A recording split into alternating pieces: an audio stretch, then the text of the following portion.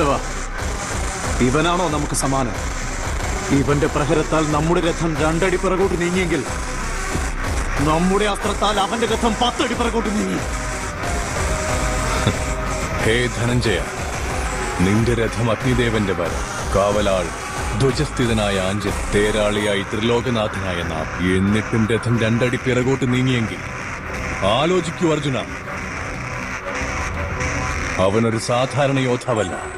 കണ്ടില്ലേ, കണ്ണിൽ സൂര്യ തേജസ്, കയ്യിൽ അജയ്യമായ വിജയാസ്ത്രം.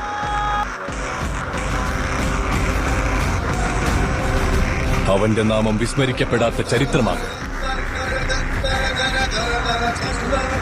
സൂര്യപുത്രൻ വൈകർത്തനൻ. കർണൻ.